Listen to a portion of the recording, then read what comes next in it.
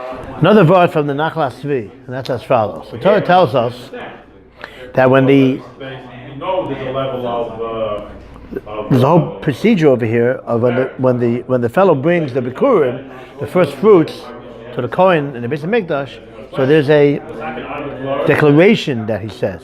One of the things he says is, "Higalti hayom l'Hashem Elokecha." Tells the Kohen, "I came today to Hashem, your God."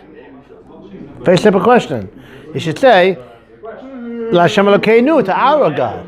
Why all of a sudden is he excluding himself from being under the rulership of the Rebbeinu Shalom? He's doing the mitzvah.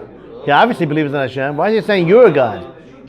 You know? A lot of times people don't like the president. I don't mean Sir Donald, but in the past, oh yeah, you're president. You're president. You live in the country too. Is your president also? A person would say a lot of times, you're a thing, even though he's, you know? I used to joke around with my brother. Oh, how's your brother doing? When I mean our mutual brother. Is my brother do? That's like a shtick. So I'm just stressing the idea. I'm trying to be dramatic here. That it seems to be strange that a lot of times you'll say your thing when you're also included as like a game. But why do that? It seems to be a strange thing to do. It's very interesting. I never thought about this kasha before. Interesting question. Okay, I'm sure there are other answers to this question. The Nachas Svi is a very drushy, very homiletical answer to this question. And let's see if we can get through this.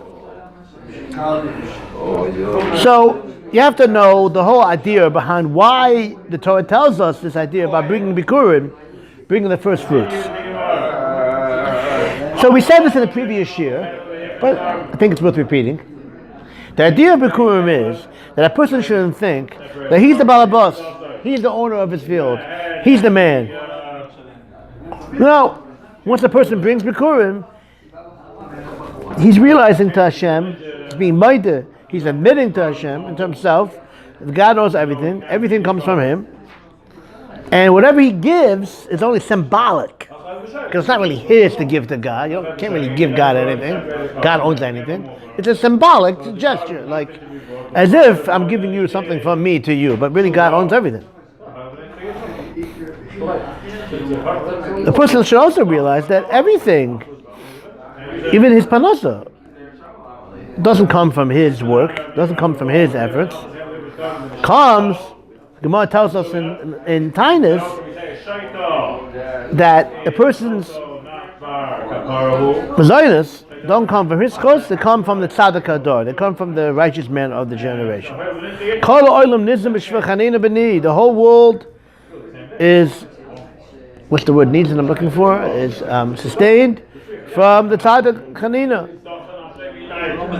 So that's what you see from the Gemara, that even a person's efforts don't bring to fruition. It's really the schos, the merit of the righteous people, that we have what we have.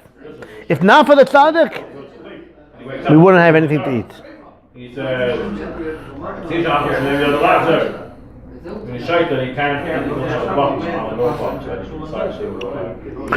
Everything that we have comes from the tzaddik. If the tzaddik somehow would not perform his zedkus, we would not have what to eat. Everything comes from him.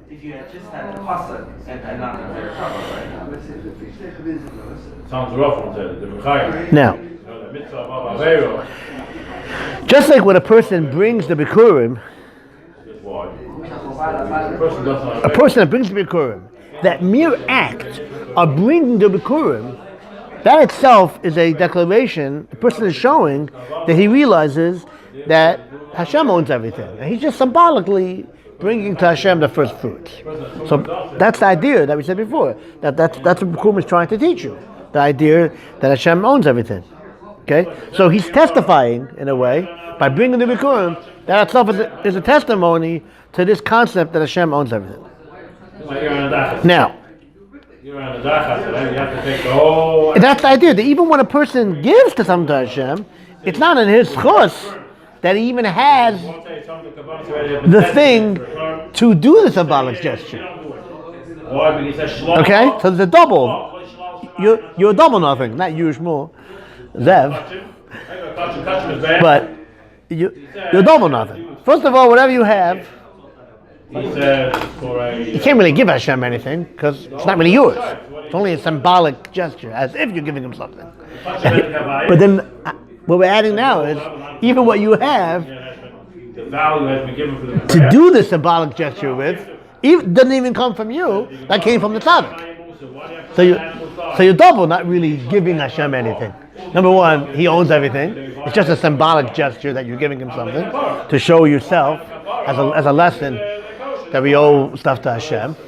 But even that, the ability that you have to even do that, by the way, it comes from Hashem, but it comes from Hashem in the schus and the merit of the tzaddik.